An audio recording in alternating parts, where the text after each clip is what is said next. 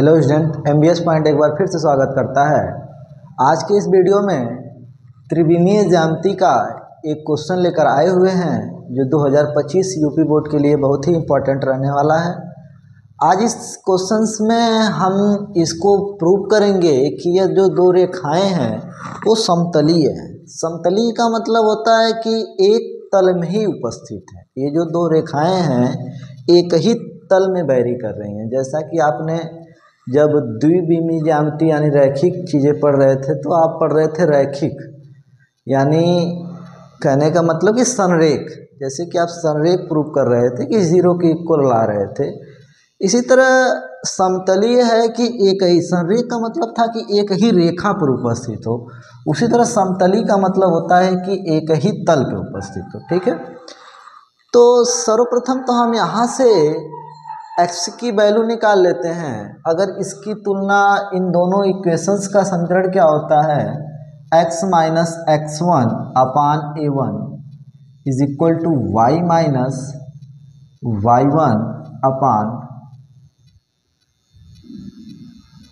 b1, z minus z1 upon c1, इससे तुलना कर दें तो हमें x1 बराबर क्या मिल जाएगा।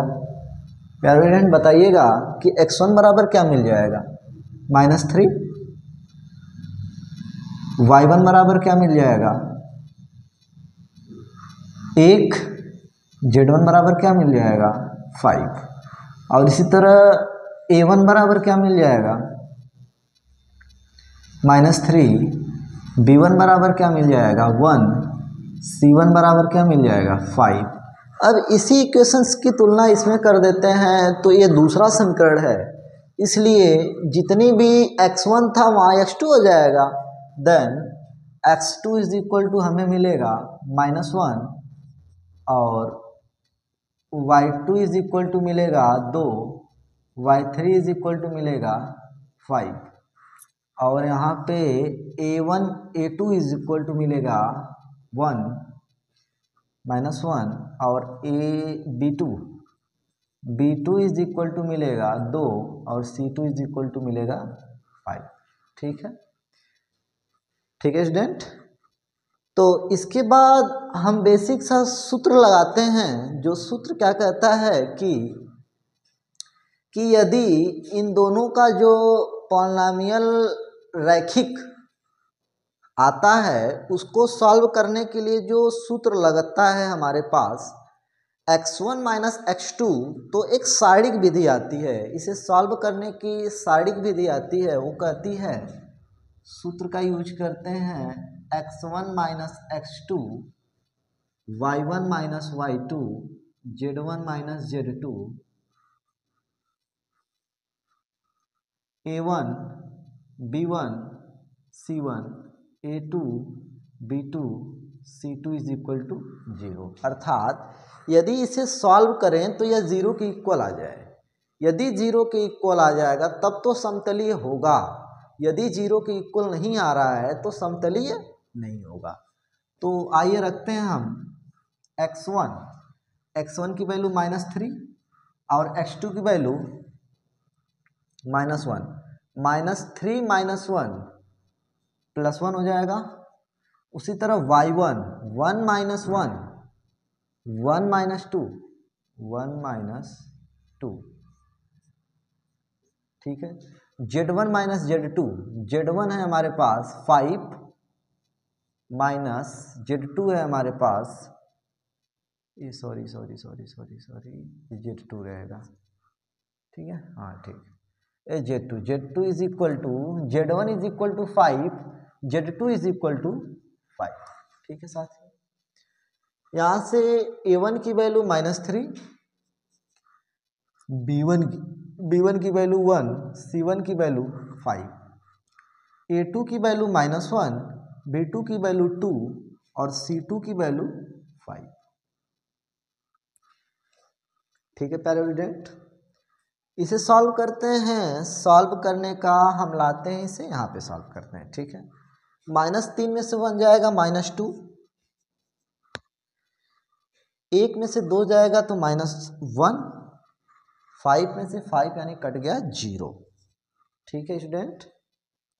-3 1 5 -1 2 5। प्यारे स्टूडेंट, आप ये देख रहे होंगे एक सारणी का रूप ले चुका है और सारणी को सॉल्व करने का नियम होता है कि किसी एक पंक्ति या किसी एक स्तंभ के सापेक्ष इसका विस्तार कर दिया जाए, और आसानी के लिए हम यह उस पंक्ति या उस कॉलम से विस्तार करते हैं जिसमें अवयव 0 उपस्थित होता है। तो हमें दिख रहा है पंक्ति 1 में अवयव 0 उपस्थित है, इसलिए पंक्ति ए के सापेक्ष विस्तार कर देते हैं, अर्थात -2। यदि -2 लेंगे, ये कहेगा भाई हमारे साथ कि तुम हट जाओ, और नीचे वाले को भी हटा देगा, अपने अगल बगल को हटा देगा, बचेगा हमारे पास 5 5 1 जा 5 5 2 जा 10 माइनस, पहले से यहाँ माइनस लगा हुआ है और यहाँ -1। अगर ये लेंगे तो ये कहेगा भाई साइड से तू हट जा, तू हट जा, और नीचे भी कहेगा तू भी हट जा भाई। फिर बचेगा हमारे पास -3 5 5 3 15 यानी -15 -5 1 जा -5 यानी +5, 0 का 0। ठीक है, 10 में से 5 जाएगा तो क्या बचेगा, 10 में से 5 जाएगा -5 और 2, तो हो जाएगा हमारे पास +10। ठीक है, 5 5 दूना 10 माइनस माइनस प्लस। ठीक है, माइनस माइनस प्लस 15 में से 5 जाएगा तो -10, अर्थात -10 से +10 कट गया इज इक्वल टू 0।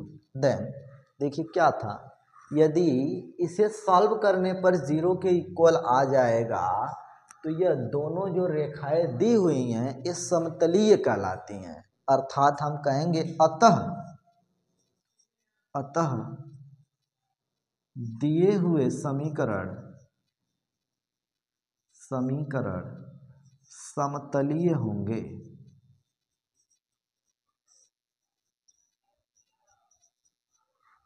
ठीक है स्टूडेंट, समझ में आया। ऐसे ही महत्वपूर्ण वीडियो पाने के लिए हमारे YouTube चैनल पर बने रहें, और इससे भी बेहतरीन प्रश्न आप लोगों के लिए लेकर आएंगे।